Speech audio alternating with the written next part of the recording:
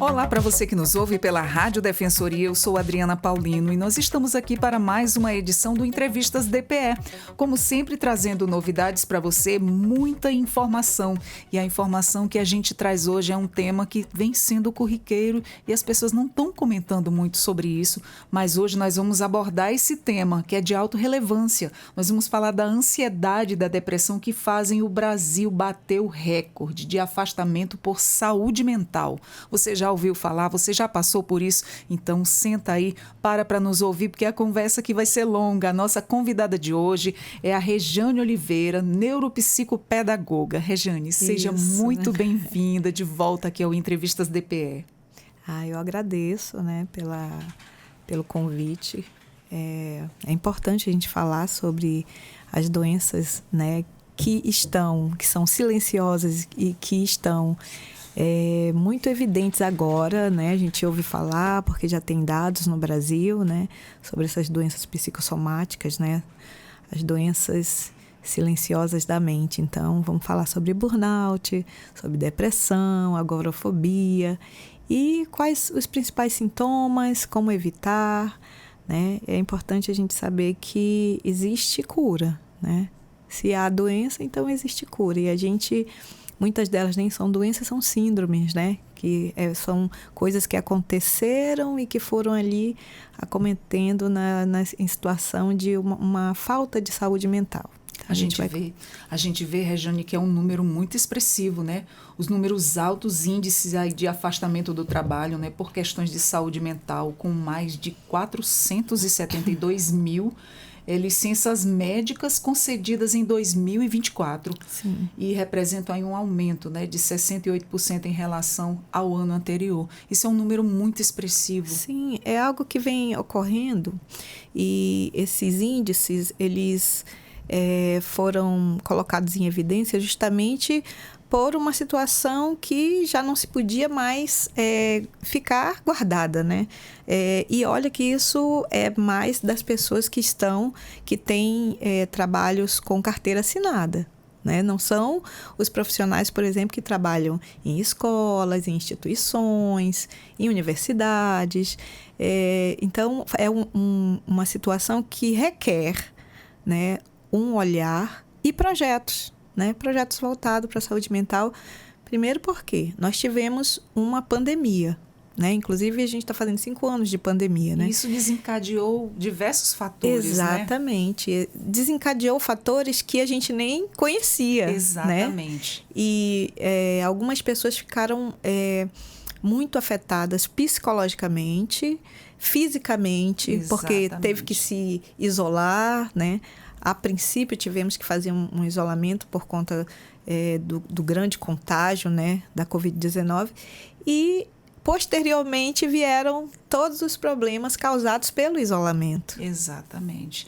Inclusive, a ansiedade foi um alto índice, não só pelo isolamento, mas pelas pessoas terem o noticiamento direto pelas redes sociais, pelos jornais noticiando mortes, quando começou a morrer pessoas conhecidas até chegar na nossa família. Isso foi um trauma muito grande. Eu, por exemplo, eu desencadeei uma ansiedade seríssima de parar no hospital.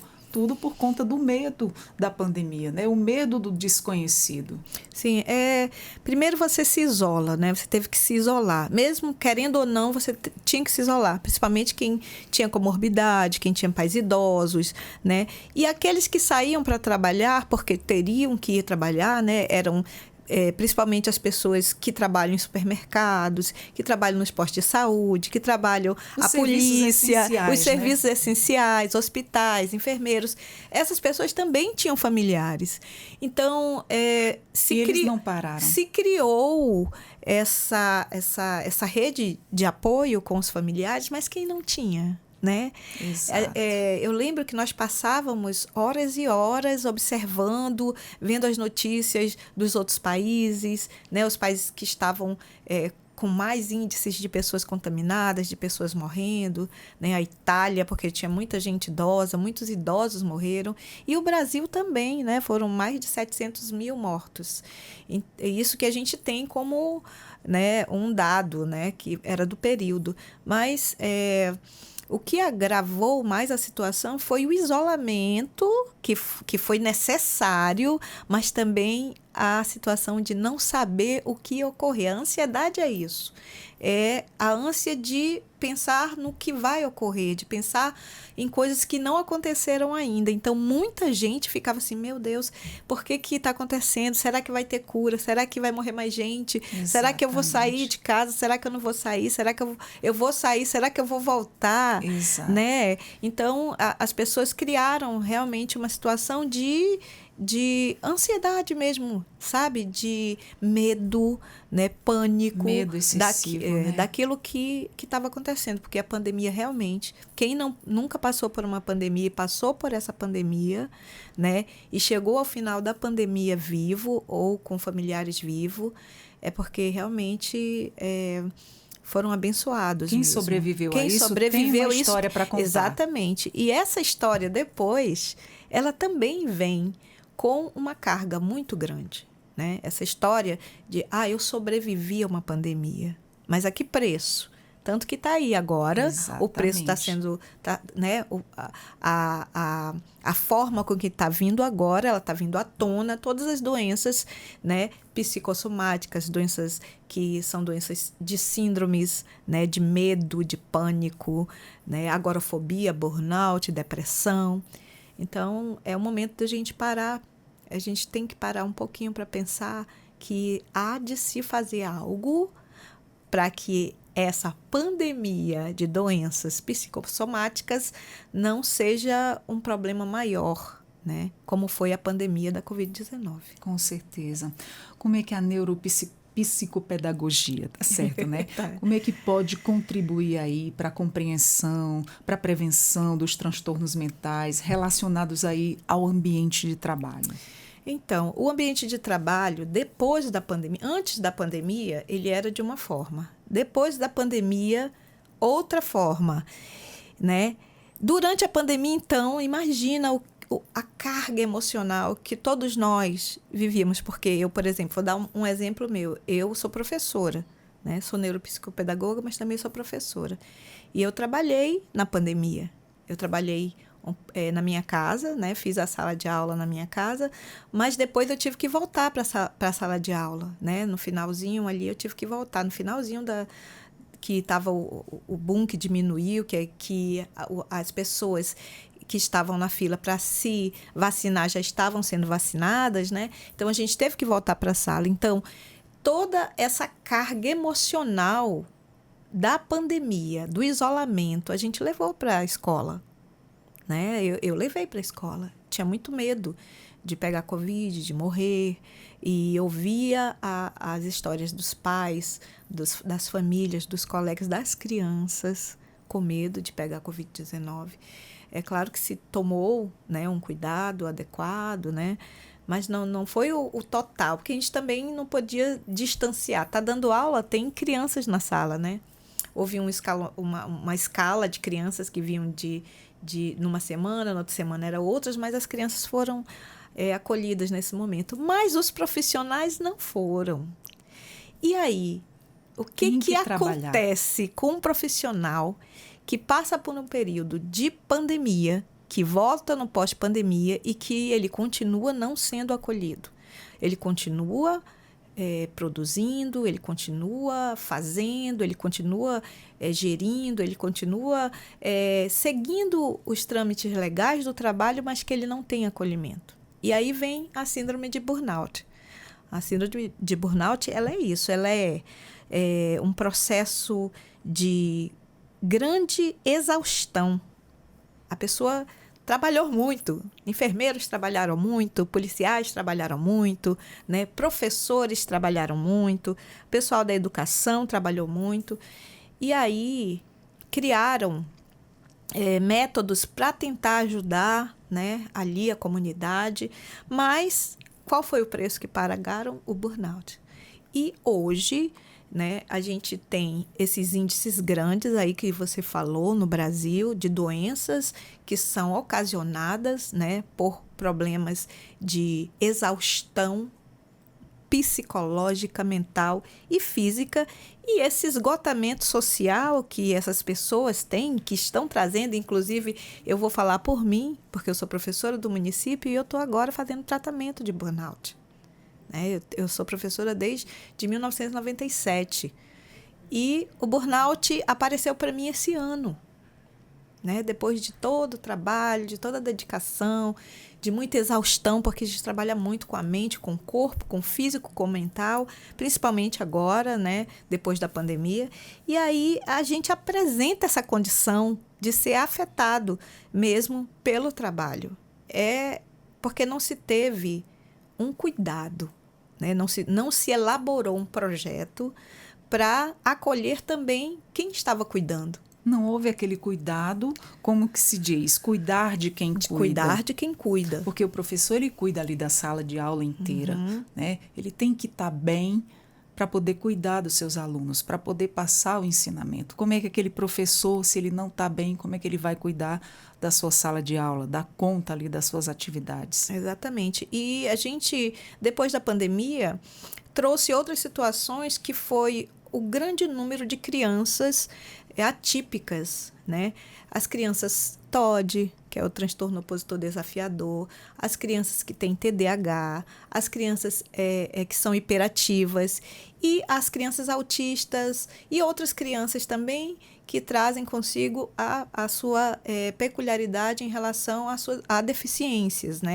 E que ainda está sendo estudado, ainda está sendo visto, pelos cientistas, essa relação da pandemia com esse aumento de crianças com situações atípicas, E aí, nossas salas de aulas estão lotadas dessas crianças, Porque, como neuropsicopedagoga, falando como neuropsicopedagoga, é humanamente impossível lidar com 10 crianças em situação de precisar de um atendimento educacional especializado, sendo só um professor para cuidar de toda a turma e crianças em situações diversas. São diversas. Olha, uma criança autista, ela traz consigo inúmeras situações. Como que você vai lidar com 10 crianças autistas em sala de aula? Então, tudo isso traz uma carga emocional, porque a gente procura tentar resolver essa situação, a gente procura fazer com que as nossas crianças sejam acolhidas, que haja inclusão, mas a gente está pagando um preço muito caro. E esse preço é o burnout. O burnout chega para a gente faz, a gente elabora, a gente busca, a gente cuida, mas aí chega a nossa vez, a gente não tem isso. Não tem a escuta ativa, não tem um amparo legal, não tem um plano de saúde, Porque os professores, falando como professora do município, ganham um salário de R$ 2.900 e não tem plano de saúde.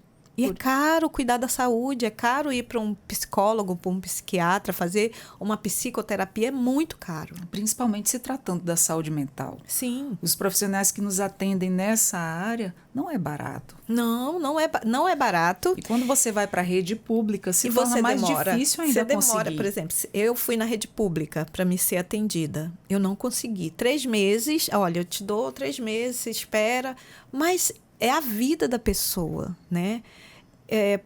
o burnout, só falando para você, Adriana, o burnout, ele te dá uma condição de parar. Você para, é como se você estivesse derretendo, como se tua cabeça estivesse derretendo. Tu tenta fazer algo e tu não consegue. Fica ali estagnada. Você tem o que é chamado de um colapso. Você tem um colapso, você para. Você não consegue pensar, você não consegue estruturar, você não consegue seguir com as coisas, porque você tem um cansaço físico e mental que ele é maior do que tudo. Isso é exaustão. Então, imagina, eu ter que querer dar minha aula, porque eu tenho 58 alunos, 25 no horário da manhã e mais 29 no horário da tarde, sempre tendo crianças entrando e saindo, tem uma entrada e saída de crianças muito grande nas escolas. E entre essas crianças, existem entre 8 alunos atípicos, que eu tenho que lidar com eles, entendeu? Eu tenho que fazer o melhor para eles. E faz, o professor faz, mas ele paga um preço. E é muito difícil lidar com tudo isso, é uma demanda, né? muito grande com recursos poucos. Não há recurso, sabe? E o recurso quem dá somos nós, o recurso humano. E isso chega a uma exaustão, né? E aí foi assim que eu descobri que estava com burnout, porque eu não conseguia mais atingir as minhas metas, sabe? Dar uma aula produtiva, concluir um pensamento. E agora, nesse momento, eu tô fazendo um tratamento, né? Tô tomando medicação. Tá afastada da sala de aula? Tô afastada da sala de aula. Eu fui basicamente obrigada a ser afastada da sala de aula. Com muita dor no coração, sabe? Porque o professor falou, não, mas é isso que eu sei fazer. Eu gosto de estar. Não, mas você não está mais... Com condições no momento. Na condição de decidir por você. Porque você pode... Um momento que você pode colapsar de vez. E aí você nem vai estar mais aqui para falar. O problema é que quando vai deixando passar essa situação, né, Régio? Ela vai se agravando até chegar a um ponto de você ter que parar e ir atrás do atendimento. Sim. Eu fiquei adiando isso, né? Fiquei adiando, mas foram vários... Eu, como neuropsicopedagoga, eu vi em mim as situações e que eu estudo para as outras pessoas, né? Que eu via nas outras pessoas. Falei, não, peraí, tem alguma coisa errada comigo, eu não consigo concluir, eu não consigo fazer aqui, tá me dando dor de cabeça, eu tô ficando com a mão gelada, eu tô sentindo taquicardia, minha cabeça dói. E tudo isso eu achava que poderia ser outra coisa, mas não, já era burnout. E o burnout, quando ele chega nesse ponto, é porque você já passou de todos os limites. Sua exaustão mental já foi em todos os limites. Você já chegou no fundo do poço. Já chegou no fundo do poço. E aí, o burnout ele não vem sozinho. Ele é acompanhado da agorafobia. Ele é acompanhado da depressão. Nossa. Ele é acompanhado da síndrome do pânico. Você entendeu? Então, olha só o combo que traz o burnout. É uma coisa muito séria. Imagine o tanto de gente que a gente está aqui conversando agora e está dizendo, nossa, eu sinto isso e eu estou aqui, eu não estou sabendo. Então, é muito importante que nós possamos alertar as pessoas. Alertar e que elas possam prestar atenção nesses sinais. Porque o nosso corpo, a nossa mente, eles dão sinais para a gente, né? E a gente precisa observar esses sinais e procurar um profissional o quanto antes. E não esperar para que não deixe isso se agravar e chegar a um ponto de você ali não conseguir fazer mais nada, né? Tem muita gente que me ligou, que eu fiz um depoimento, né?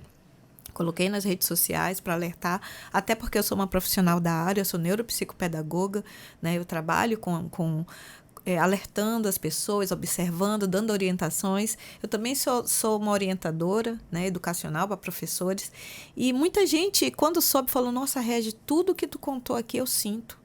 Nesse exato momento eu estou sentindo isso. Eu acabei de sair da sala de aula e eu estou me sentindo assim, parece que eu perdi meu equilíbrio. Você perde realmente o seu equilíbrio, entendeu? E isso é muito ruim, porque a depressão, quando vem com a burnout, né, o síndrome do pânico, ela causa vários sintomas, até de suicídio. E nós, no mês de janeiro, infelizmente, né, começamos o mês de janeiro já com 3 professoras do município que faleceram em decorrência de não ter saúde mental. Elas chegaram ao ápice. Nossa. Entendeu? A exaustão dessa dor, porque eu não tenho depressão, né? E nem tenho agorafobia, mas eu tenho ansiedade. E primeiro vem o burnout, depois vem a ansiedade. A ansiedade é um perigo também. Aí vem a agorafobia e aí vem a depressão, entendeu? E aí é na depressão que você não quer mais viver.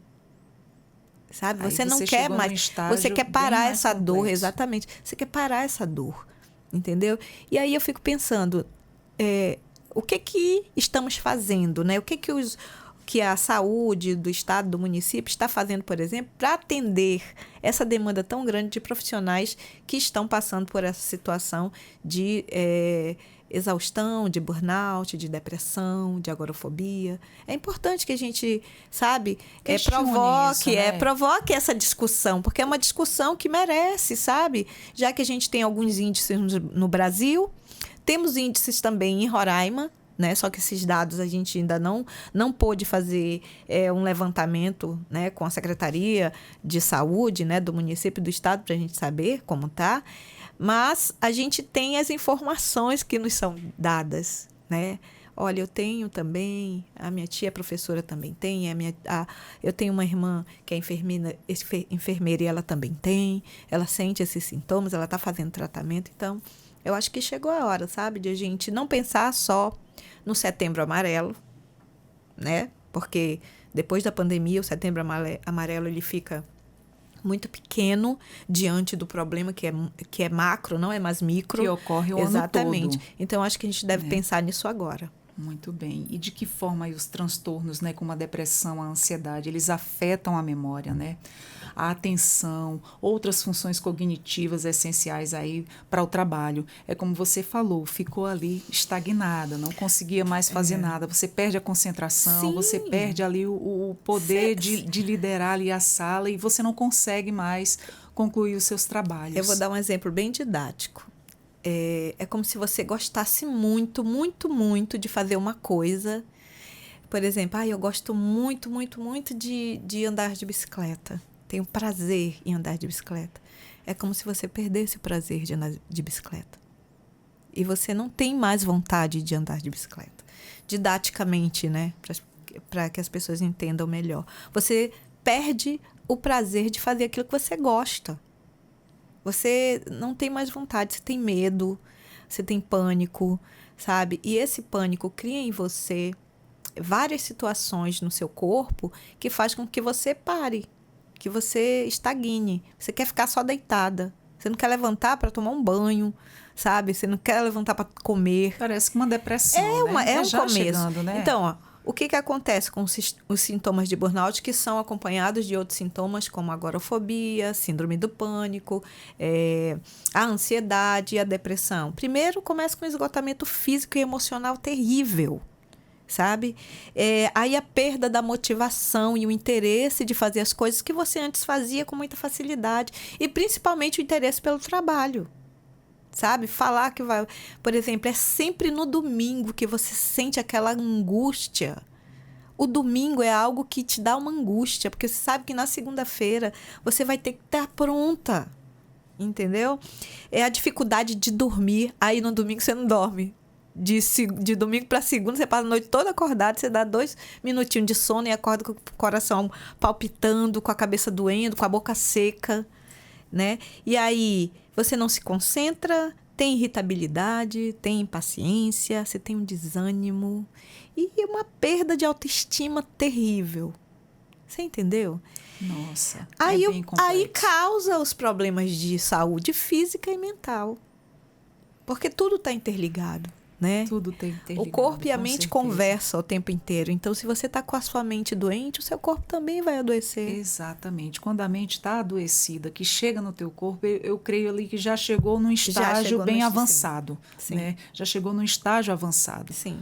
Onde pessoas, muitas vezes eu vi relatos, inclusive eu sou uma delas, que depois da pandemia, né, de todo esse caos da ansiedade que desencadeou a ansiedade em muitas pessoas, eu inclusive chegaram a falar para mim que teus nervos chegaram no fundo do poço e você adquiriu para o corpo a fibromialgia. Nossa. Que são dores crônicas, né? Crônicas. Que você vai passar o resto da vida tratando, tendo essas dores. Você tem como melhorar a qualidade de vida ou tomando medicamentos relaxantes, né? Musculares, exatamente, ou atividade física, né? Para que melhore. Boa você nunca vai estar, 100% você nunca vai estar, mas você ameniza ali, faz ali uma espécie de paliativo, né? Sim.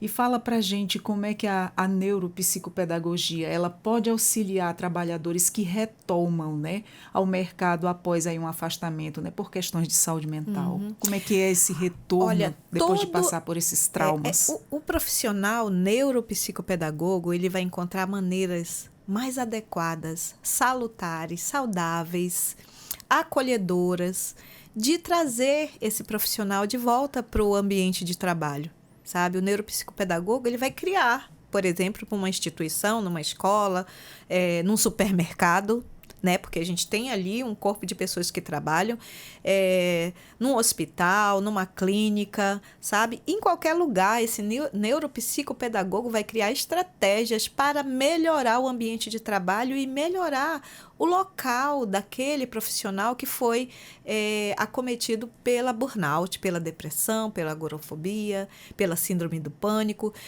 Porque esses problemas são problemas sociais, são situações que, por exemplo, uma pessoa que tem agorafobia, ela vai estar no meio de outras pessoas e ela vai ter uma síndrome social, de não querer socializar, de ficar com medo de estar socializando, entendeu? Então, o que o neuropsicopedagogo e outros profissionais também, como psicólogo, psicoterapeuta e psiquiatras, né, podem fazer? Podem organizar, junto com as instituições, um local mais adequado, livre de cobranças exacerbadas, né? De situações de estresse altíssimos, principalmente daqueles locais em que os superiores colocam os seus servidores em situações vexatórias, sabe? Em situações de chamar atenção no meio de todo mundo. Aquele assédio moral básico que existe, que é uma coisa que desencadeia o burnout, sabe? Você isolar as pessoas, você não falar com as pessoas, não conversar, não chamar os servidores, os funcionários, né, as pessoas que trabalham com você, os colaboradores, para uma conversa, para uma escuta. É preciso ter essa troca, é preciso ter essa escuta ativa e acolhedora, porque nós passamos por uma pandemia. E hoje, se nós estamos aqui, a gente tem que mudar todo o nosso hábito de querer só produzir, exacerbadamente, esquecendo do humano. É aquela questão da pressão por produtividade. Sim. Né? A pressão pela produtividade que não olha o lado do profissional. Exatamente. Só quer ver resultado. E está esquecendo que ali tem um ser humano. Não são máquinas, tem são uma seres mãe de humanos, família. Né? São mães solo, às vezes é um pai, às vezes tem a filha que cuida dos pais mais velhos, entendeu? Tem os filhos. E uma infinidade de situações familiares. É tanta que coisa. Envolve a vida de cada um. E aí, né? o que as instituições poderiam fazer? Criar mecanismos que é fácil. Que torne mais brando, brando, muito fácil, né? não tem custo alto. É você trazer esses profissionais, neuropsicopedagogos, psicólogos, psicoterapeutas, transformar o lugar num lugar de trabalho acolhedor. Que as pessoas não sejam colocadas para até exaustão. O descanso é importante, sabe? Eu acho que a melhor forma de você lidar com essas situações de doenças psicossomáticas, como o burnout, que é o pior de todos, é o burnout, é você fazer uma abordagem mais holística, mais humanizada e incluir essas pessoas no descanso, relaxamento, terapia, o apoio emocional, a mudança de estilo, sabe? Mudança de estilo das instituições também, porque isso também vai incidir na mudança de estilo dos profissionais, sabe? Muda a rotina, muda a vida da pessoa para melhor. Exercícios, fazer exercícios. Não teria tanto adoecimento, isso, né? Propor exercícios regulares, sabe? As pessoas têm que buscar alimentação saudável, sabe? Priorizar a família, sabe? Estar sempre com a família, conversando e tendo a família com rede de apoio. Porque é importante você conversar, você abrir esse diálogo, né? Priorizar limites no trabalho, sabe? E eu buscar apoio e recursos para a sua vida pessoal, tendo esse diálogo com as instituições, com as empresas, que é importante isso. Aí você vai ter uma qualidade de vida e você também vai ter uma qualidade naquilo que a empresa ou que a instituição está oferecendo. Principalmente se tratando do professor, gente, numa escola. Nossa. O professor lida com várias criações diferentes. Nossa, o professor, né? ele não é mais só aquele professor que ficava sentado numa cadeira, falando, e os alunos sendo só ouvintes. Não. Eu costumo dizer que o professor numa sala de aula, todo dia é um desafio diferente, né? Todo dia é um desafio. Você lida com crianças com criações diversas, com educações variadas, e ali o professor ele tem que se virar para dar conta de todos. E você fica com aquela sensação de responsabilidade, eu tenho que dar conta, eu tenho que ensinar. E você fica feliz quando você faz algo, um projeto, por exemplo, que no município a gente trabalha muito com projeto, né? A gente tem projetos diversos e projetos muito bons para a educação das crianças, sabe? O município, os professores do município, para mim, são os melhores. Não é puxando o braço para minha sardinha, não. Mas os professores do município, eles são muito, mas muito competentes. Porque eles trabalham com projetos e eles colocam o projeto acima até da própria família. Eles vão para a escola, de manhã, de tarde, de noite. Vão para os cursos, vão para as formações. Mas eles pagam um preço muito caro. É um preço muito caro. Muitos deles estão desamparados. Não foi à toa que nós tivemos 3 professoras, né, que morreram por falta de saúde mental. E não é fácil para a família.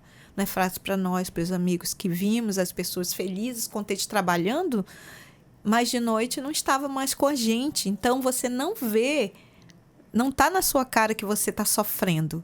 Não está no seu rosto que você está com depressão. A depressão, ela sorri. E essa é uma situação que deve ser olhada com muita cautela. Sim, a depressão com muita atenção. A depressão, ela sorri. E os professores, ele tem problema muito sério. É um problema muito sério da falta de saúde mental física dos profissionais da educação. São vários que você conversa e eles falam, olha, realmente eu estou tomando... Olha, Régia, eu voltei, mas eu estou tomando a medicação tal, eu estou tendo que fazer isso, eu estou tendo que fazer aquilo. Entendeu? Então, é muito complicado. Que a gente não vê, né? Não está na cara da gente, né? Na minha opinião, como mãe, né? Mãe de aluno, eu vejo a profissão do professor, embora ele goste muito do que faça, é um desafio muito grande, é um desgaste todo santo dia. Você está lidando ali com muitas crianças e com colegas de profissão que muitas vezes não somam com você. Como você disse, você encontra diversas pessoas, pessoas que não se falam, pessoas que não têm empatia uma com a outra. Isso vai tornando o ambiente de trabalho pesado. Tóxico, né? Que a gente chama, né? Exatamente. É um ambiente de trabalho tóxico. E isso causa um adoecimento, fora a carga emocional que você tem ali dentro de uma sala de aula para dar conta dos seus alunos, porque você, quando gosta e tem ali a responsabilidade com a sua sala de aula, é a palavra, você quer mostrar o resultado, né? Você quer, por exemplo, a gente pega crianças, por exemplo, no 4º ano, que não estão alfabetizadas. Então, imagina, eu tenho 10 alunos que saíram da educação infantil, passaram pelo 1º ano do ensino fundamental, o 2º, o 3º, chegaram no 4º ano sem estarem alfabetizados. Agora, eu te pergunto outra coisa, como mãe de aluno, essa questão também, a gente voltando lá para a pandemia. As crianças que eram na época, para serem alfabetizadas época da pandemia, que estavam em ensino remoto por WhatsApp, né? O professor passava ali a sua aula pelo celular, o pai ou a mãe ajudava dentro de casa. Não é a mesma coisa. Não, gente. Nunca é a mesma coisa. Não tem como professor. A gente viu o quanto um professor é importante, o quanto um professor faz falta e faz toda uma diferença. Nós já tivemos uma demonstração do que é uma aula online, né? Do que é uma aula em casa, e né? houve prejuízos, né? Na formação dessas crianças, principalmente na fase da alfabetização. Sim, que é entre 6, 7 e 8 anos. As crianças não foram alfabetizadas. Essas crianças, justamente essas crianças que estão no 4º ano hoje, são as crianças que eram para ser alfabetizadas. De 10 crianças, você tira 1, 2, 3 que conseguiram no período das aulas remotas. Então, foi um período muito difícil. Eu acredito que para vocês, então, e agora essas crianças vindo? Essas crianças estão chegando no 4º, 5º ano sem saber ler, sem saber acompanhar os conteúdos que deveras aprender naquela série ali, não estão conseguindo acompanhar. As São crianças, poucos. Elas não conseguem formular uma questão falando, entendeu? Você dita para as crianças assim: crianças, abram o livro na página 44, façam a primeira atividade da página 44, livro de geografia. Toda a turma, eu acho que 99% da turma, é para fazer o quê, professora? É a página de matemática, é o livro de história. Elas não conseguem assimilar um comando. Então, se uma criança que teve um processo sério de não ser alfabetizada no período correto por conta da pandemia, está hoje no 4º ano, ela vai vir com déficit de aprendizagem. E aí recai em nós, professores, Exato. sabe? Nós estamos trazendo essa carga de não poder, às vezes, ajudar, porque é uma carga emocional que vem pra gente. Poxa, eu tenho um aluno assim, um aluno muito dedicado, mas que não sabe ler. Ele não sabe ler, ele não teve uma alfabetização. Tem muitos alunos assim. Muitos. São Tanto que o muitos. governo federal fez o projeto, né? Que esse projeto é a alfabetização das crianças, de alfabetizar as crianças o mais rápido possível, justamente por conta desse déficit de não alfabetizados da pandemia. Justamente as crianças que estão no 4º ano. Você acha que essa ação ela resolveu em alguma coisa? Ela está começando agora. Resultado? Esse resultado está sendo feito agora, né? A gente está fazendo muitos... Por isso que eu te digo que a prefeitura, que trabalha com crianças do ensino fundamental 1 e 2, né, que é 1º ano até o 5º e agora o 6º e o 7º ano, né, que ela começou a trabalhar esse ano, vão ter uma dificuldade muito grande. E aí é que entra a gente, os professores, para lidar com essas situações, elaborando projetos para alfabetizar. Isso é uma sobrecarga a mais. Muito, porque a gente Fora vai do ter... teu cotidiano, Exatamente, do teu planejamento diário muito. Que você faz todo dia. Muito. A gente precisa criar projetos, por exemplo, para pegar todos os alunos de uma escola, da nossa escola, e criar ali diariamente, de segunda a sexta-feira, um momento de alfabetização para eles, sabe? E tem até o dia da alfabetização, dia A da alfabetização no município, que foi agora no início do mês de março. Então, imagina a preocupação dos professores, porque a gente se esforça, mas sem ter recurso, nem material, nem humano. Não tem esses recursos. Precisava de um reforço a mais, né? Precisava ter uma turma, um professor... Olha, o que precisava era ter uma turma de alfabetização ou turmas de alfabetização e essas crianças pudessem vir no horário oposto.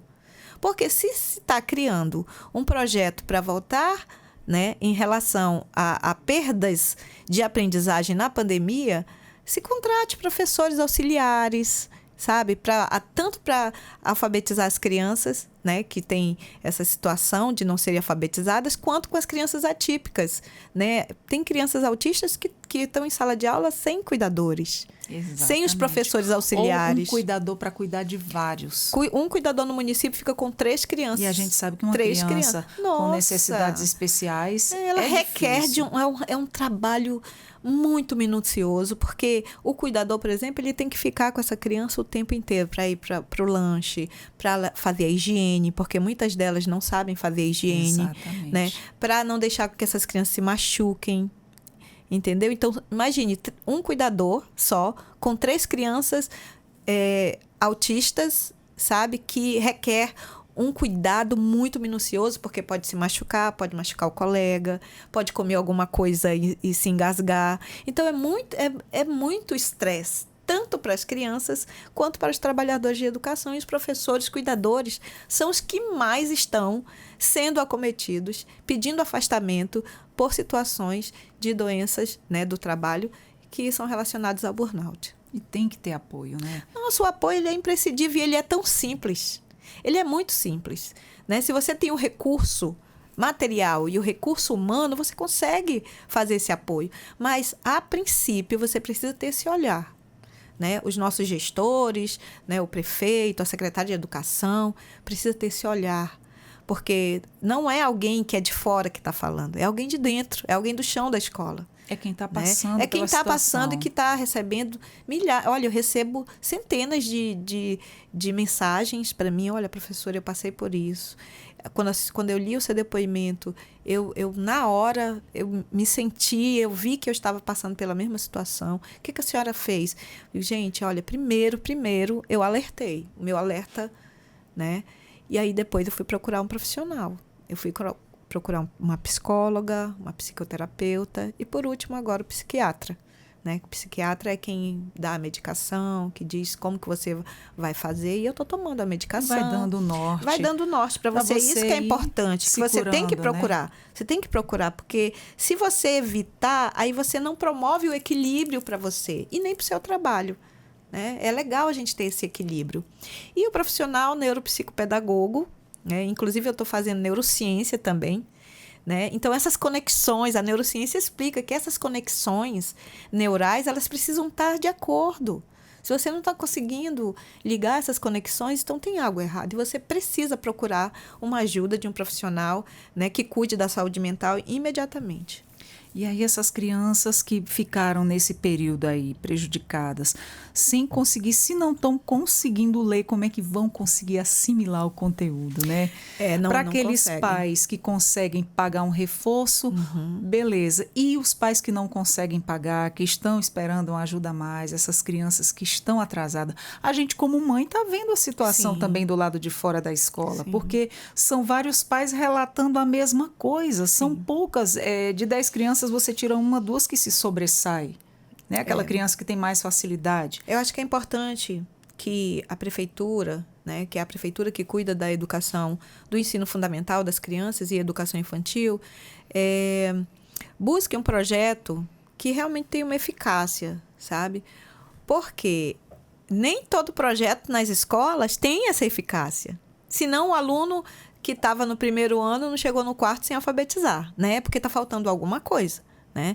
Eu penso dessa forma, como professora, o que se está fazendo com o aluno do segundo, do terceiro ano, do primeiro, segundo e terceiro ano? Quais são as medidas que estão sendo tomadas para que essas crianças não cheguem com esse déficit de não serem alfabetizados, de não ler, ou ser semi-alfabetizados, porque eles conhecem as letras, mas não conseguem ligar as palavras, entendeu? Então, isso é tão triste. Isso é muito triste. Mas não realmente... para a gente, para o adulto, porque o adulto já está formado. Eu fico pensando na criança, que às vezes ela quer ler e ela não consegue. Eu acho que o que falta mais é uma força-tarefa do município, empenhar mais, sabe? Fazer um projeto bacana, um projeto bom, que seja no horário oposto para as crianças voltarem para as escolas e fazer esse acompanhamento educacional, porque é um acompanhamento educacional, né, voltado para esse déficit de analfabetismo dessas crianças, entendeu? De não estarem alfabetizados. Né? E tanto para tudo, letramento, é o letramento para alfabetização. E para isso precisa o professor, né, ter um amparo legal, um suporte legal para fazer isso. Porque o professor já está muito, muito cheio de exaustão. Ele está exacerbado pelo trabalho, pelas cobranças. Não tem limites, sabe? São coisas que acontecem na escola que só quem está na escola é que sabe. Exatamente. Regi, fala pra gente como é que a falta de sono adequado, né, e o uso excessivo de tecnologia aí impactam na saúde mental também dos trabalhadores. Nossa, isso também é um problema sério. Não só para as crianças. Vocês viram que, né, o governo federal fez um projeto que não se pode mais usar telefone celular nas escolas. Isso é sério. Primeiro, porque a gente já vê bebezinho, já os pais colocando o bebezinho para ficar com a tela. Aquilo causa um problema tão sério no crescimento, né, na formação do cérebro dessas crianças. Elas criam ali um hábito de ver tudo, porque elas, né, as crianças, o sensorial das crianças é muito rápido de olhar. Então, se ela ficar todo o tempo olhando para aquilo ali, ela vai achar aquilo a coisa mais maravilhosa do mundo. E quando for tirada dela, aí é que vem o trauma. Nossa, me veio uma situação na memória, eu vi uma cena dessa na internet, colocaram uma tela de celular para o bebê assistir, deixaram bastante tempo o bebê visualizando aquilo ali, o bebê nem sentava ainda. Aí retiraram a tela da frente dele e esse bebê chorou horrores. Sim, o choro é uma forma da negação daquilo que tiraram. Exato. Mas daí a gente está falando também de crianças, por exemplo, que estão na alfabetização, que estão na pré-alfabetização, que são crianças do primeiro, do segundo, da educação infantil. Essas crianças também, os pais hoje é assim, a criança, o pai está aqui fazendo alguma coisa e toma o celular. A babá eletrônica virou o celular. é uma forma da criança ficar quieta, é uma forma do pai poder fazer, a mãe poder fazer alguma coisa, né? E são inúmeras gente, situações isso também, é uma né? causa... Não, o celular, ele não é para criança. Celular devia ser proibido para... Mas às vezes aquela questão, Regi, o pai ou a mãe sai para trabalhar, deixa com terceiros. Sim. E a outra pessoa às vezes não tem aquele cuidado que o pai ou a Sim. mãe tem de vamos dar regra, vamos dar limite a essa Sim, criança. é. O uso excessivo de telas, a gente como pai, todo pai responsável deve saber que o uso excessivo é prejudicial à Isso criança. causa também pra gente, por exemplo, a gente que tem problemas para dormir, como você Exato. perguntou, eu tenho uma ansiedade muito grande, né? Tô ansiosa, aí fico ali assistindo alguma coisa. Se eu não desligar o celular e fazer aquela meditação sem celular, sozinha, né? Puxando ali, eu vou ficar com o celular até de manhã. Aí imagina o quanto isso incide para a minha melhoria, como mentalmente me organizar, porque a cabeça da gente fica assim, ó. Você pensa que você vai dormir, né? Você desligou o celular. Você pensa que você vai dormir, você não dorme. É uma luta para você dormir. Entendeu? Então, o celular, ele te dá estímulos. Essa luz azul do celular te dá estímulos, vai direto para o cérebro. E ela fica ali te chamando.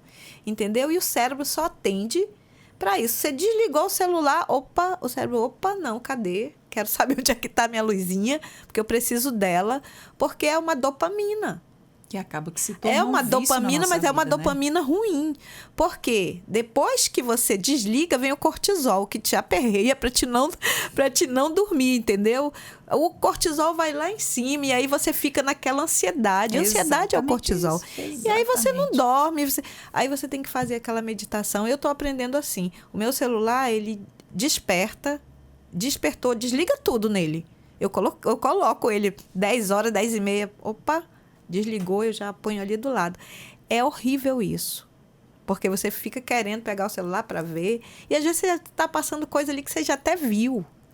Então, imagina uma criança. O nosso cérebro não tem mais jeito, né? Porque nós já somos adultos. A gente tem uma necessidade muito grande. Primeiro porque o celular, a gente paga a conta. A gente fala com o familiar. A gente vê nossos trabalhos. Exato. Mas uma criança não. A criança quer o celular para quê? Ela não paga a conta. Ela não precisa ajudar ninguém. Se de repente uma mãe mais velha, né? Que está em casa, né? Você tem um idoso que está ligando para você ir ajudar, alguma coisa assim. O celular não é para criança, gente. Sabe? Não é. E como neuropsicopedagoga, eu sempre falo, você quer tornar o seu filho uma pessoa que não vai ter um discernimento das coisas corretas, é dar um celular para ele. Porque isso aqui, até para a gente, já é difícil, né? Mas uma criança não dê. Então, para mim, até os 15 anos de idade, sabe? É o limite para você dar um celular para uma criança, os 15 anos de idade, porque ele vai poder usar com responsabilidade, para fazer pesquisas da escola, para conversar com os amigos, mas ele já vai ter o discernimento de um monte de coisa que um bebê, por exemplo, de 6 meses, de 2 anos, de 4 anos, de 5 anos, 7, 8, 9, 10 não tem. O cérebro está ali, ó, a plasticidade do cérebro está se formando, e aí você entrega o celular para ele, é você dizer assim, não, o cérebro dele vai estagnar aqui. O cérebro dele não vai mais desenvolver. E é isso que ocorre. Nossa. O cérebro para de criar conexões. E aí ele para. Os neurônios param de se reproduzir. Os neurônios param de se conectar. Entendeu? E essa neuroplasticidade fica afetada. Aí vem aquela situação da criança ter abstinência ao celular. Isso é muito sério. Isso é muito sério. O que você, como neuropsicopedagoga, aconselha hoje? Porque, de modo em geral, tanto adulto como crianças, adolescentes, todo mundo tem o vício do celular, né? Em várias relações. Às vezes o pai ou a mãe quer ter um pouco de sossego, dá o celular para o menino ver vídeo ou jogar joguinho, ou essa questão também que eu citei, os pais saem para trabalhar, não tem esse controle, a criança fica com terceiros ou fica sozinho ali em casa e fica horas ou às vezes até o dia inteiro no celular. O que é que a gente pode fazer em relação a isso como pais? Olha, a gente tem a pandemia, né? As crianças foram instruídas pelo celular. Você já tem dali. As crianças ficavam com o celular para assistir aula, para fazer atividade, e os pais deixavam porque era uma necessidade. Até então, o uso funcional. Isso. Né? Mas as crianças não aprenderam a se alfabetizar. Não mesmo. Mas elas aprenderam a usar o celular. A criança não é alfabetizada, mas ela abre esse celular aqui e ela sabe todas as ferramentas. Mexe como ninguém. Nossa, o dedinho chega leve. Mas isso tem um custo.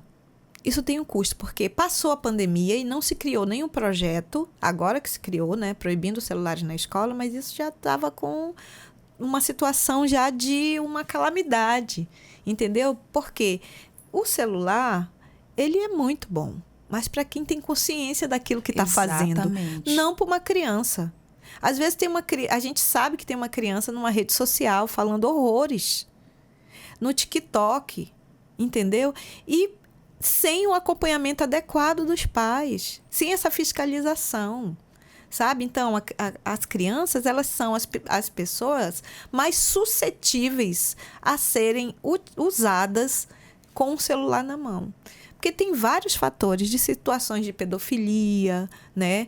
Tem situações de criança pegou o cartão da mãe, foi lá, acabou com o cartão da mãe, com o dinheiro do mês para pagar a conta, com jogos, a mãe dormindo. Teve aquela situação na novela, né? Que teve uma novela abrindo os olhos da pessoa. Sim. É uma coisa que está acontecendo agora depois da inteligência virtual, né? A pessoa se disfarça através de outra ali, vai conquistando a confiança daquele jovem ou daquele adolescente, aquela criança, e aí a pessoa cai no golpe, cai ali naquele engano, onde aquela menina da novela, ela era ameaçada, porque ela colocou as fotos, um se passava por mulher e era um homem por trás, e isso acontece na vida real. A gente aquilo ali era retratando um fato que realmente acontece, baseado em histórias reais, né?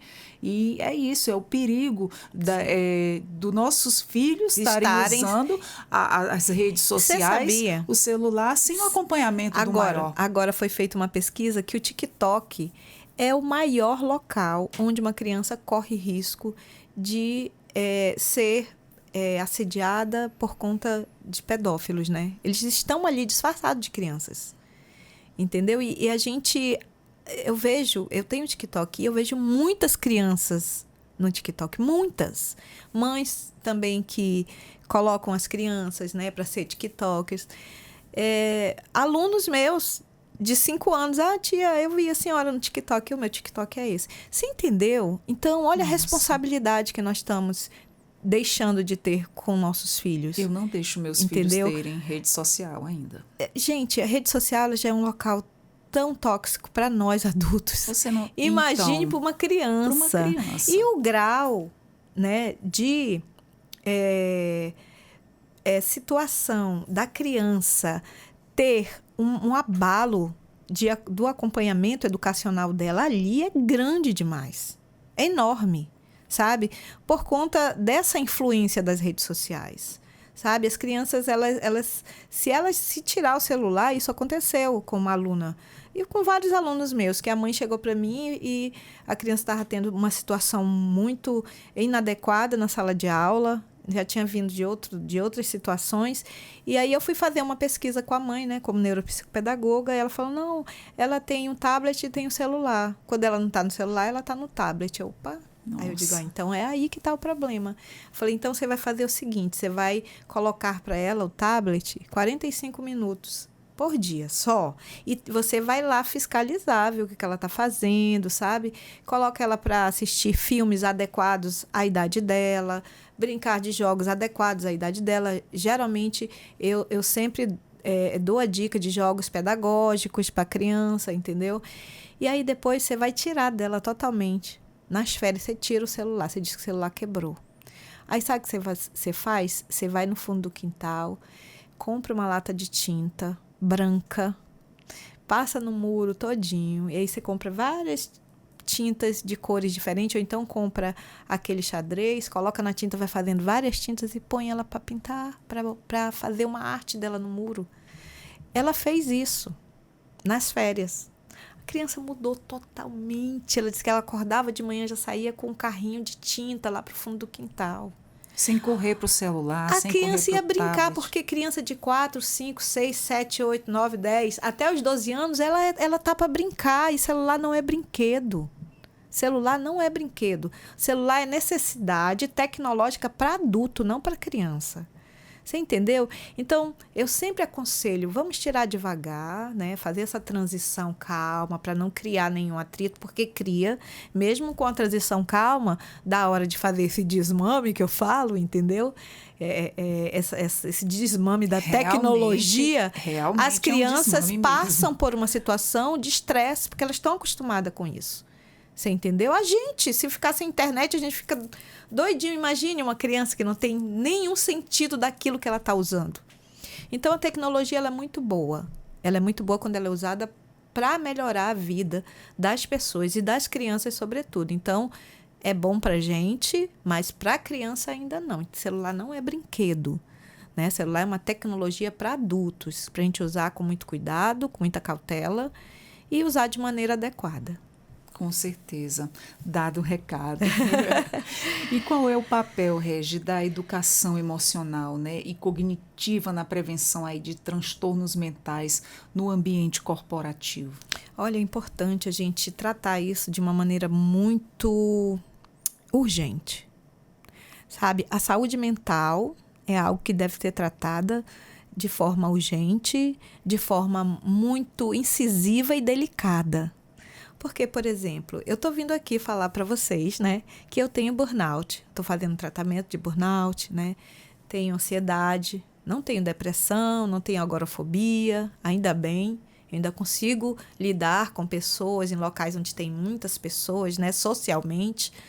Mas o burnout, ele pode trazer essas outras situações. Então, o que a gente precisa fazer? A gente precisa criar o hábito de escutar, né? As instituições, as empresas, né, precisam criar uma escuta, sabe? Fazer uma sala de acolhimento, precisa olhar o outro com mais humanidade. Eu falo o seguinte, acho que foi Mário Cortella que falou isso.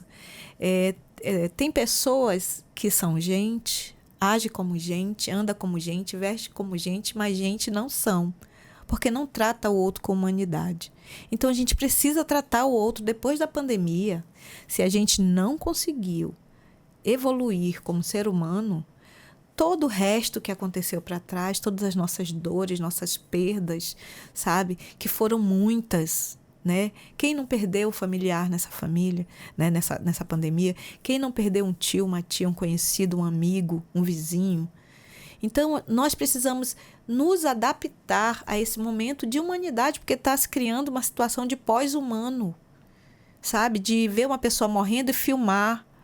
Antigamente, se via uma pessoa morrendo, nossa, você ficava ali, não queria ver aquilo. Hoje não, as pessoas fazem questão de filmar uma pessoa que está morrendo, que está na dor. Então, a gente está no período de pós-humanidade mesmo, né? Noam Chomsky sempre fala sobre isso, sobre o pós-humano. A gente precisa retomar isso, passando por uma pandemia, a gente precisa criar conexões com as pessoas que trabalham com a gente, sabe, de uma forma salutar, ouvir e, sobretudo, ver essas pessoas. Eu não posso passar despercebida no meu trabalho. Eu não posso ser uma professora que eu estou ali servindo a 50 crianças todos os dias e eu passo despercebida. Eu passo cabisbaixa, sabe? Eu saio da minha escola, parece que eu estou carregando o mundo todo nas costas. Não dá para ser assim mais, sabe? Então, precisa se criar essas conexões do bem. Não é só o Setembro Amarelo, é o ano todo. Eu acho que precisa ser de janeiro a saúde mental. O problema mental, ele não só aparece em setembro, é o ano todo. Não. Eu acho que tratar a saúde mental, sabe, com amor, sabe, com zelo e humanidade, empatia, é de janeiro a janeiro. Tem um projeto meu que eu espero, né, poder levar para as instituições, que é saúde mental de janeiro a janeiro, sabe? Você é importante, você é papel, pessoa importante, seu papel é importante para o trabalho que você faz. Você é uma pessoa importante, então você precisa ser vista, ser ouvida, ser cuidada, sabe? Ser acolhida. E é importante que as pessoas saibam, que as instituições saibam. Até escrevi uma frase simples que diz assim: quando a gente apaga a luz de fora, a gente acende a luz de dentro. E foi isso que aconteceu comigo. A luz de fora se apagou por conta do burnout, mas eu acendi a luz de dentro. Opa, eu estou viva, né? Eu preciso levar para as outras pessoas que também passam pela mesma situação que eu, o acolhimento e dizer, olha, eu estou aqui para te escutar. Inclusive, sou ativista, né, da saúde mental. Estou nas redes sociais observando quem está em situações de falar sobre dores, sobre ansiedade, suicídio. Quem, sabe, está de vez em quando falando alguma coisa ali que pode ser algo que leve ao suicídio. Eu sempre estou lá observando isso, porque isso traz para mim refletir também a importância que eu tenho como neuropsicopedagoga, sabe? De ajudar as pessoas, de cuidar dessa saúde mental, de orientá-las, né, sobre a saúde mental. E muitas vezes as pessoas mantêm essa aparência. Eu mantinha essa aparência. Eu saía da escola, nossa, eu estava na escola dando minha aula tranquila, feliz, sorrindo, fazendo outras pessoas sorrirem, mas quando chegava à noite, a ansiedade vinha, eu não conseguia dormir. Então, quando a gente está lutando contra essa escuridão, sabe, dentro de nós, é importante que a gente saiba que se a luz apagou fora, ela precisa estar acesa dentro enquanto nós estamos vivos, sabe? E é importante isso para todo mundo. Então, a saúde mental ela tem que ser vista de janeiro a janeiro. E, Regi, você que está passando por essa situação, que está com burnout, está se tratando e ainda está passando essas informações aqui para quem está nos ouvindo, de repente a pessoa, olha, eu conheço alguém assim ou eu estou passando por isso, né? Fala para a gente como é que a neuropsicopedagogia ela pode ajudar trabalhadores a desenvolver habilidades, né, de autorregulação emocional diante do estresse aí da depressão no trabalho. A gente precisa pensar nas melhores formas de como se curar. O burnout, ele não é uma doença, né? Ele é uma síndrome, né, da exaustão do trabalho. É como...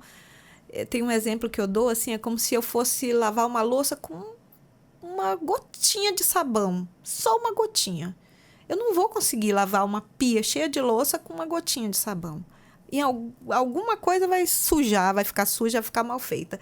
A mesma coisa é a cura do burnout. Você precisa, primeiro, se parar e olhar assim, não, peraí, tem alguma coisa errada comigo. Você precisa se escutar. Escute seu corpo, escute sua mente, entendeu? E veja, opa, vai pesquisar. Eu fui pesquisar.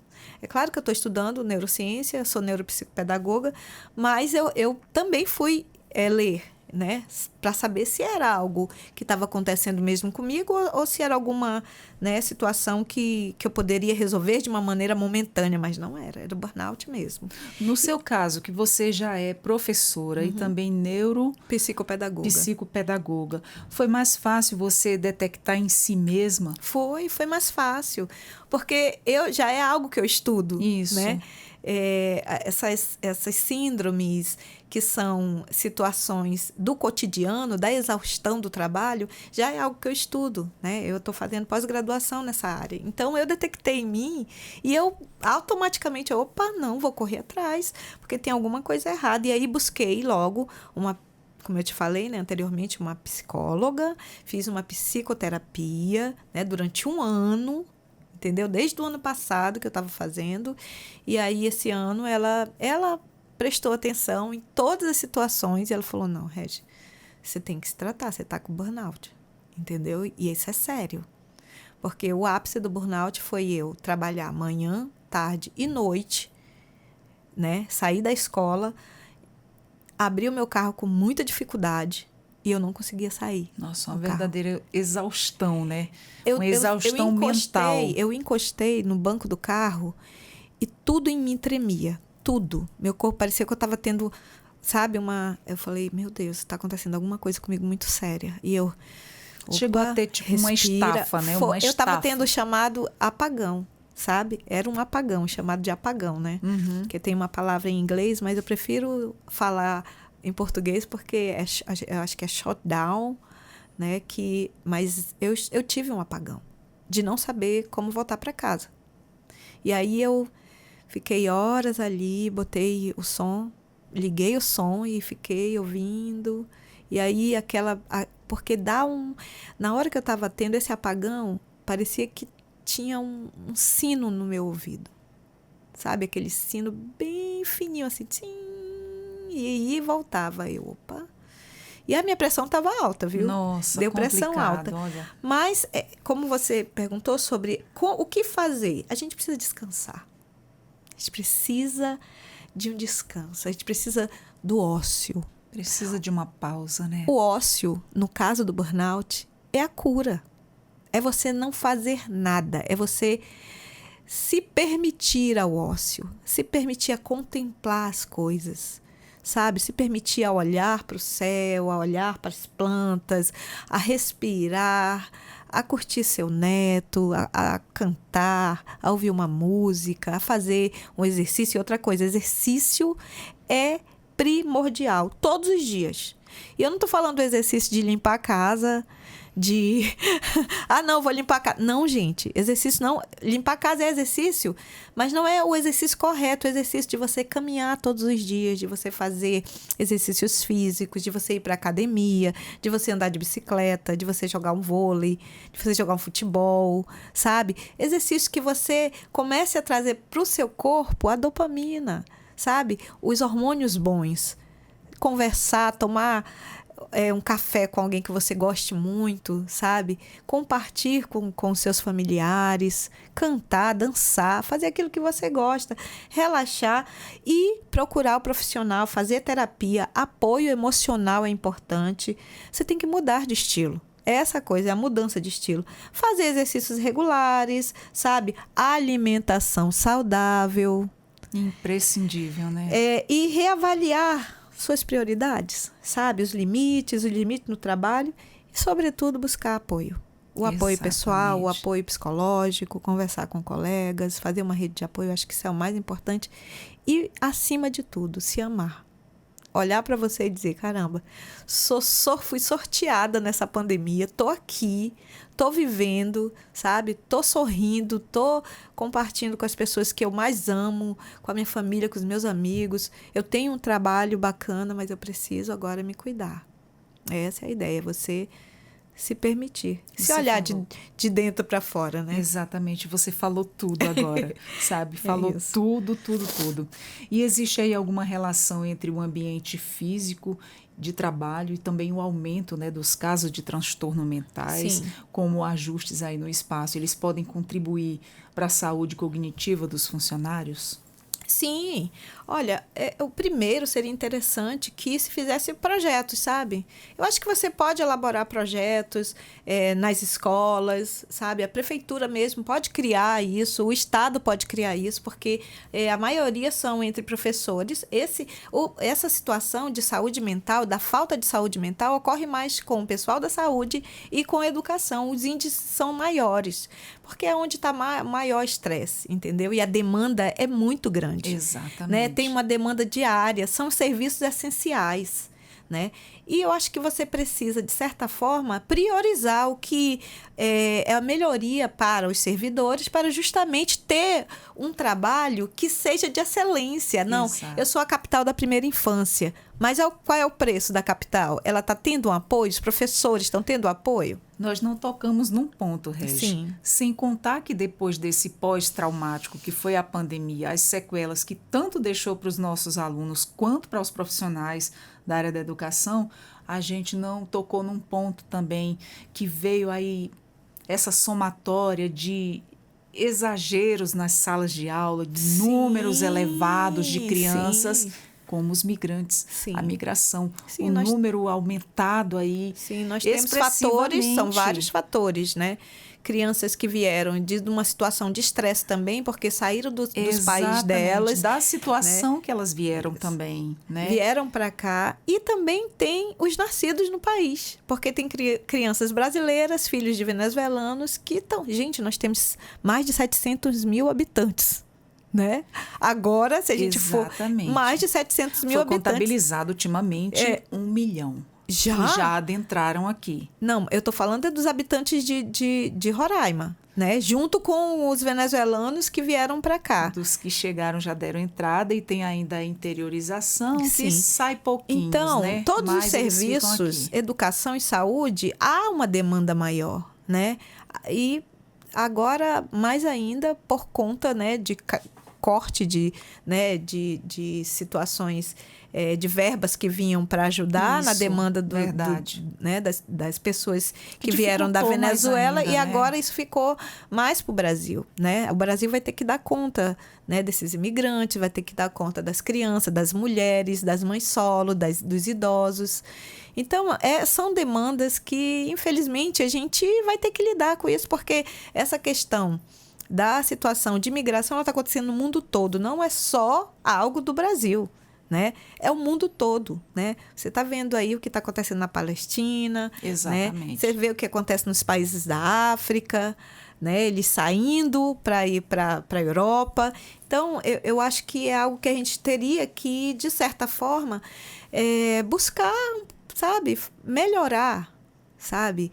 Mas fazendo de dentro, buscando de dentro essas soluções de o que fazer, discutindo e aplicando as medidas corretas, né, com as demandas corretas, dos valores corretos, né, porque tem tanta coisa que poderia estar sendo feita e não fez. Exatamente. Não fizeram. Exato. Não esperaram acontecer todo um boom de situações para poder remediar. E agora, né? Não preveniram, agora vão ter que remediar. Agora está uma espécie de bola de neve, onde Sim. todo mundo está tentando contornar a situação, mas a gente vê que ainda é muito difícil, né? Porque apesar de contas, nós somos a porta de entrada, tanto de um lado como do outro, como Venezuela e também a Guiana. Isso. Né, que vem vários e vários. E aí a gente tem uma tríplice fronteira, né, que lida com isso diariamente. E como não se teve nenhum projeto, né, não se teve nenhum projeto para tentar amenizar a situação dos imigrantes, porque o que se teve foi algo paliativo, né? Eles são refugiados, né, por conta da política econômica do país, e aí vieram para cá, vindos da fome, né? Ainda tem as crianças venezuelanas indígenas, as famílias indígenas, então tudo isso. A gente tem uma situação em loco dos brasileiros, mas também tem dos irmãos venezuelanos. Eu acho que isso é muito sério, é uma questão humanitária, né? Exato. E Roraima foi entrada, a gente sabe disso, né? Desde 2013 que isso está acontecendo. Isso. E não se fez nada desde 2013, a gente está em 2025. O que foi feito? Né? Então, agora, vamos correr atrás de solucionar de maneira, né, paliativa, porque nunca se tem apelo, pedido de socorro, pedido de ajuda. E a gente vê muito pouco ainda. Aí né? as escolas, claro, acontece uma superlotação de estudantes, uma superlotação nos hospitais. Onde aí acarreta para o professor também. Exatamente. Não é, Regi? E é engraçado que eu tenho muitos alunos venezuelanos, muitas famílias venezuelanas, alunos brasileiros de pais venezuelanos. E eles são os mais aplicados. Porque eles sabem do que estar no país. Eles já vêm de uma dificuldade, né? Tá então, no quando país eles chegam aqui... Está no país que está acolhendo e eles precisam estudar. Né? A mãe precisa trabalhar, os filhos precisam estudar. Então, eu recebo muitas mães que falam, professora, muitas graças, né, por acolher meu filho e tal. Aí eu, que isso, sabe? Eu estou fazendo meu trabalho. Mas é importante... Só que aí a demanda, olha só, gente, a demanda foi tão grande, aconteceu a pandemia, escolas fechadas, o professor tendo que fazer da sua sala de aula a escola, né? Atender as crianças por celular, né? Atender aula online, e aí depois passou a pandemia e nada foi feito, e esses professores continuavam tendo que produzir. Exatamente. Aumentou o boom, né, de crianças, teve né, uma grande gama de crianças na sala de aula e crianças do país, de fora do país, e a gente teve que lidar com isso. Não, ainda teve pessoas para falar que o professor não estava trabalhando. Nossa, eu ouvi isso fico várias muito vezes. triste com isso. Eu fiquei muito triste isso com é desmotivação, também porque causa burnout. Quando a gente é um pai que acompanha ali o filho assiduamente, você está vendo a situação. O que isso acarretou na vida dos profissionais da educação? Primeiro, a aula remota não surtiu tanto efeito como esperado. Foi ali um paliativo, né, onde as crianças saíram prejudicadas porque não aprenderam em casa. Não é como um professor dando aula para eles. E acarretou essa situação sobrecarregando os alunos daquele período da época da pandemia, que já vieram nas outras séries também trazendo mais dificuldades. Sim. E o professor tentando ali se desdobrar. É aquela situação, o professor se coloca sempre Exatamente. como o mediador, aquele que vai dar conta. Isso. E aí, nesse dar conta, é que ele simplesmente entra em colapso. E você viu que uma coisa acarreta a outra, uma coisa vai puxando a outra, né? Sim. Você já vem com aquele monte de responsabilidade em cima de você e aquilo ali vai amontoando Sim. em cima de você aquela carga de responsabilidade até ter um adoecimento. É o que ocorre, né? Com a maioria dos Exatamente. professores. A gente tem um índice muito grande de professores com ansiedade, burnout, agorafobia, síndrome do pânico, tudo isso. E aí o que a gente precisa mesmo é de uma ação para cuidar da saúde mental das pessoas o ano todo, não só em setembro. Sabe? Fazer ações nas escolas, sabe? Conversar, fazer conversas, né? Trazer profissionais terapeutas para conversar, para encaminhar, por exemplo. Eu escuto o colega, eu sei que o colega está com essa situação e eu dou essa mediação para o colega, eu faço mentoria. Olha, você precisa procurar um profissional, encaminho para o profissional, né? Dou essa dica, olha, você precisa procurar uma terapia, procurar um psiquiatra, porque eu sei que às vezes a pessoa não tem esse apoio, não tem essa escuta. E eu faço esse trabalho, faço com muito gosto, sabe? Porque eu acho que eu também gostaria que alguém tivesse feito isso por mim. Infelizmente não tive alguém que fez isso por mim, eu mesma detectei a situação. Mas é isso, eu acho que precisa a gente começar a fazer. É arregaçar as mangas e botar as instituições, a prefeitura, o Estado, para cuidar da gente, sabe? A gente precisa ser cuidado também. E se observar, né? Se observar, olhar a sua saúde, parar um pouco, Sim. Como você diz. Desacelerar. Porque você não dá conta de tudo o tempo todo e você não é máquina, né? Até as máquinas param. Até as máquinas Imagina param, a gente que é ser humano, né? Com certeza. Fala pra gente a repetitividade aí também e a monotonia das tarefas laborais, né? Elas podem influenciar aí o surgimento de sintomas como a ansiedade e a depressão? Como é que isso pode ser mitigado? Eu acho que você precisa saber o que de fato é bom, o que de fato vai ser intencional na hora do trabalho, sabe? Você não pode dar tarefas que não tenham uma intencionalidade. Você não pode fazer coisas que não vão surtir um efeito, que só são para cumprir tabela. Acho que a gente precisa ter muita noção daquilo que a gente vai exigir do servidor, do funcionário, que ele faça coisas que realmente sirva, sabe? E não que é algo, por exemplo, só para cumprir, sabe? Eu tenho um projeto tal, tem que fazer. Não, mas por quê? Sabe? Qual é a demanda desse projeto? Para que vai servir? Teve uma avaliação anterior a esse projeto para saber qual a perspectiva do projeto, em que vai alcançar? Qual é a intencionalidade desse projeto? Vai ser funcional? Vai ser útil? Exato. Ele vai servir para quem? Já tem algum histórico de que foi feito e o que foi os ganhos que foram feitos com esse projeto? Eu acho que é isso que a prefeitura tem que fazer, porque tem muita coisa que eu vou falar para você que não serve. Não serve. É mais mesmo para cumprir tabela. E as questões burocráticas viram questões burocráticas e o pedagógico fica de escanteio. Entendeu? Por exemplo, a gente tem crianças que estão precisando ser alfabetizadas e que não estão tendo um espaço para alfabetização, sabe? Porque a escola tem horário. Então, ela deveria vir no horário posto, sabe? Fazer esse acompanhamento educacional no horário posto, sabe? Priorizar, por exemplo, a formação continuada de acordo com a demanda dos profissionais, que são os professores, né? Não fazer com que esses professores vá para cursos que não incidem nada na vida deles, que Tem muitos professores que dão aula até, entendeu? Que ficam vendo aquilo ali e falam, não, gente, isso não vai servir para mim. Estão falando coisas que eu já sei. Então, você tem que ter um preparo, sabe? Para que tipo de demanda você vai exigir para você não causar exaustão no trabalho, sabe? Nem física e nem mental. Exatamente.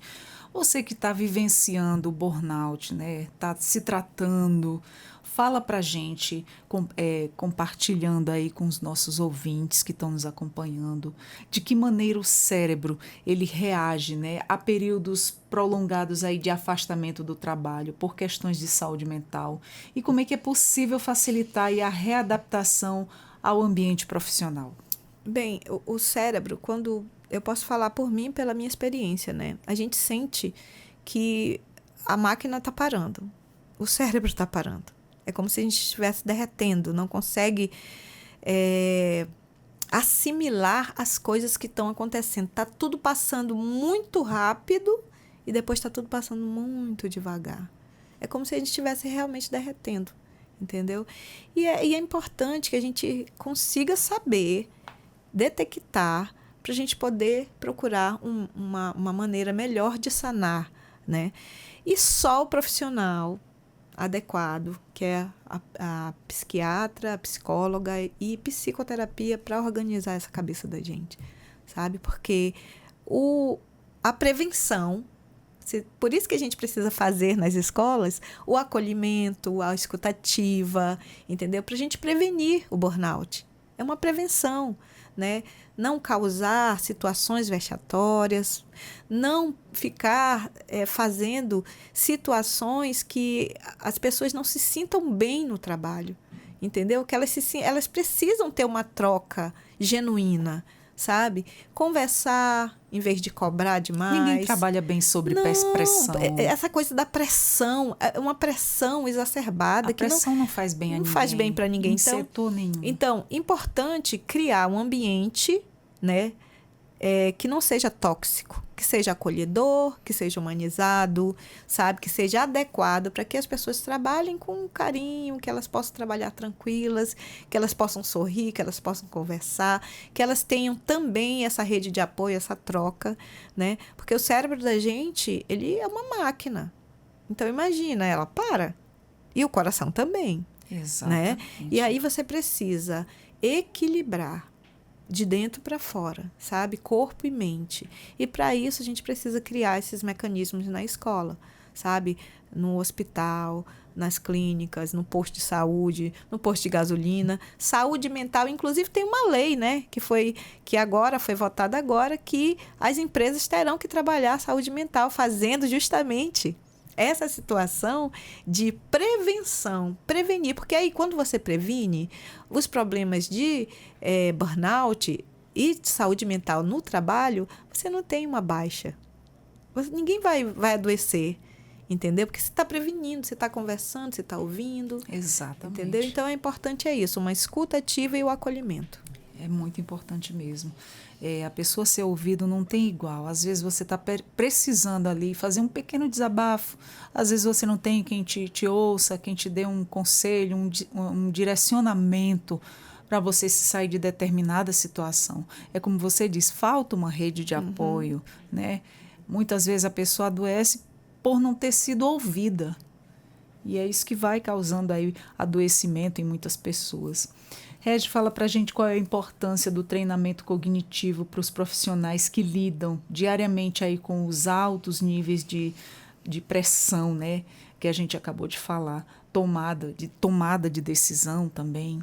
Sim, você precisa ter o que nós chamamos de cuidado emocional, sabe? Você precisa saber lidar com situações de estresse, mas para isso você precisa treinar, né? A inteligência emocional ela é a primordial para essa situação. E aí, para treinar o seu cérebro, né, para que você consiga lidar com situações de estresse, você precisa também ter um apoio interno, sabe? Porque às vezes ocorre, né? Então eu acho que você precisa ter um diálogo, você precisa conversar, você precisa ter uma pessoa mediadora, né? Por exemplo, tem um gestor, tem um coordenador, tem um chefe. Ele precisa ser alguém que saiba escutar, né? Tem que ser um local onde você possa falar e possa ser ouvido de maneira muito educada, né? É claro que você não vai deixar que as pessoas te humilhem, né? Porque humilhação também causa burnout, né? Causa depressão, a tristeza. Então, acho que você precisa ter esse ponto de mediação. Em casa mesmo, você pode chegar em casa, fazer uma meditação. Sabe, uma psicóloga falou para mim assim, Regi, quando você terminar seu trabalho, chega em casa e escreve tudo que você não gosta que você teve que fazer. Tudo que você não gosta que ocorreu com você e que você vai ter que mudar no outro dia. E eu fazia as coisas, escrevia, ia escrevendo as coisas que não gostava para poder, no outro dia, cobrar de quem fez para mim, numa conversa muito boa, né? Uma troca, né? Não é briga, não é confusão, é troca, é diálogo. Uma conversa amigável. Amigável, né? E aí porque você tem que questionar, por que aconteceu isso? Entendeu? E aí você se questiona, aí você media, uma mediação, uma conversa boa, e aí você chega à situação tendo tirando esse impasse, né? Você limpa, né, qualquer tipo de situação que possa causar algum problema, causar uma briga, causar uma confusão, sabe? Uma desinteligência. Nós somos professores, né? A gente precisa ter essa calma na hora de falar. E aí eu sempre chegava e eu anotava. Só que quando eu voltava para fazer a demanda nunca era feita. Entendeu? Porque eu tinha vontade da mudança, mas as outras pessoas não. É isso que torna difícil. Porque a sua vontade, ela prevalece. Mas se o outro também não quiser, você não vai. E aí é que vem a saúde emocional. Que aí você tem, eu queria fazer isso aqui, mas esse aqui não quis. Então eu vou agora puxar aqui para mim. Entendeu? Eu vou cuidar de mim e vou me priorizar. Porque a nossa saúde emocional é a que vale, né? Você não vai discutir, você não vai brigar, mas você vai meio que puxar a guarda, sabe? Baixar a guarda e não, vou me cuidar. E foi mais ou menos isso que eu tive que fazer. E dá certo. Dá certo, porque você olha para si, nossa, é aquela coisa que eu falei, entendeu? Eu tenho que estar, para mim, tem um ditado que diz, para mim conhecer a ilha, eu tenho que sair fora da ilha, olhar a ilha de longe. Porque dentro eu não consigo. A mesma coisa na escola. Para mim melhorar, eu tive que sair da escola. Para mim depois voltar melhor, uma professora melhor, uma profissional melhor. Exatamente. E assim para todas as profissões. Com certeza. Regi, você falou tudo. E eu espero quem esteja nos ouvindo aí tenha captado essa mensagem aí com o coração, porque foi muita informação boa de prevenção, de experiência, por quem está passando por esses problemas de saúde mental, está buscando ajuda, a autoajuda a cada dia. E que se você se identificou com alguma dessas conversas, desses relatos, você para e olha para si, ou se você conhece alguém que está passando por essa situação também, indique aí o autocuidado, né? E sempre procurar um profissional para te dar o norte, para que você não deixe acarretar aí doenças, situação, uma por cima da outra, e você não vem aí chegar ao agravamento disso tudo, né? Chegando até aí a uma depressão, que é muito triste, até para se sair dela é bem complicado. Regi, para finalizar esse nosso bate-papo gostoso, informativo, nossa, né? Muito informativo. De autoajuda para sim. quem está nos ouvindo. Que mensagem final você gostaria de deixar? Então, nossos ouvintes. É importante que os governantes, né, tanto prefeitura, eu falando agora como professora, quanto Estado, né, possa tomar medidas, né, para que a gente possa evitar o burnout entre professores, entre servidores, né, nos hospitais. É preciso promover e criar essa cultura do respeito e do apoio ao profissional, sabe? Porque é muito bom a gente ter um profissional que se dedica, e sempre é importante deixar isso bem claro, que o burnout só ocorre com pessoas que se entregam muito, com pessoas muito empenhadas no trabalho. Exatamente. Sabe? Uma pessoa que não liga para o trabalho, que não faz demanda nenhuma, que, sabe, que simplesmente está ali, ela não é acomedida pela burnout.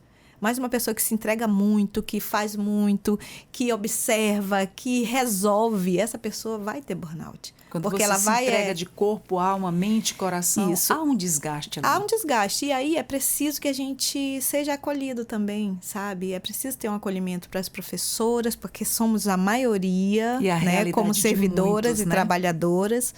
É preciso. E eu me coloco à disposição, porque eu estou fazendo esse trabalho também, né? A partir das minhas experiências, para escutar, para acompanhar, para mediar e também para dialogar, ouvir as pessoas que passaram pela situação que eu estou passando, de burnout, depressão, né? E encaminhá-las, sabe, para um profissional, para procurar um profissional, para que elas possam, também como eu, ter de volta a dignidade e a vontade de estar trabalhando de novo. Com certeza.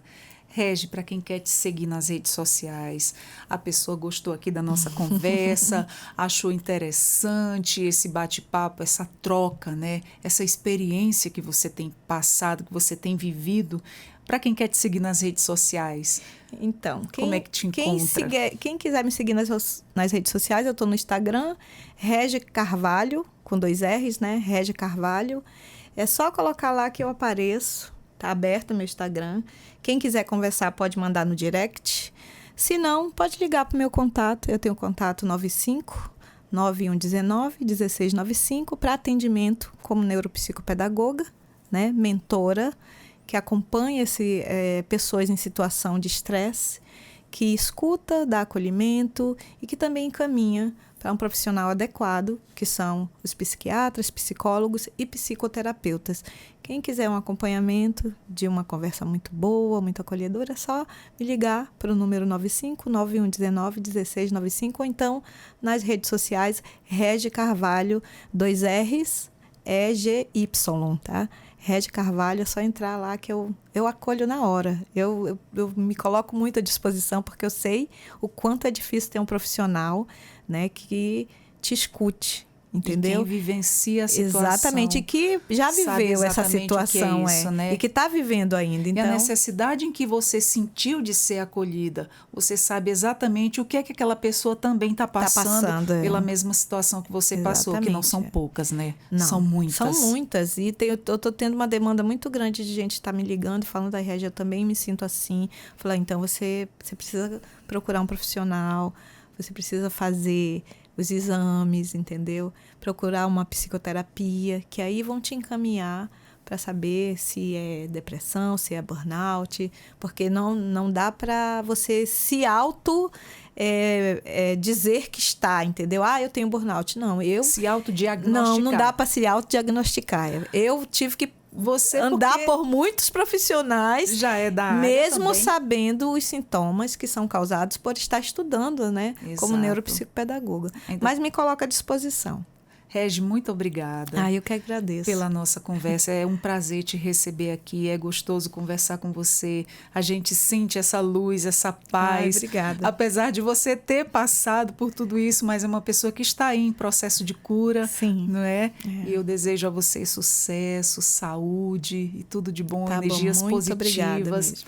Quero dizer para você que o Entrevistas DPE está sempre de portas abertas. Sempre que você tiver mais assuntos relevantes como esse, sinta-se convidada a estar aqui com a gente. Eu fico muito feliz. Eu já sou uma fã da Rádio Defensoria, sua também. E eu sou sua. E com certeza eu acho que a gente pode vir falar, sabe, sempre sobre diversos assuntos, porque eu sou professora, sou neuropsicopedagoga, estou estudando neurociência agora. E eu acho que é importante. Saúde mental é algo que é uma conversa que tem que ser todo dia, para todo mundo saber, porque certeza. É uma questão mesmo de saúde pública. É uma necessidade assim ampla. Ampla. Com certeza. Nós conversamos com Regiane Oliveira, neuropsicopedagoga. aqui no Entrevistas DPE. Eu espero que você tenha aí aproveitado essa nossa conversa na íntegra, porque ela foi de autoajuda, de troca de experiências, de informação e também te dá um norte aí para você se de repente se identificou com essa nossa conversa. E nós vamos ficando por aqui com mais um Entrevistas DPE. Você acessa os nossos conteúdos também pelo YouTube, Deezer e Spotify. Eu sou Adriana Paulino, obrigada pela sua companhia. Até a próxima. Tchau, tchau.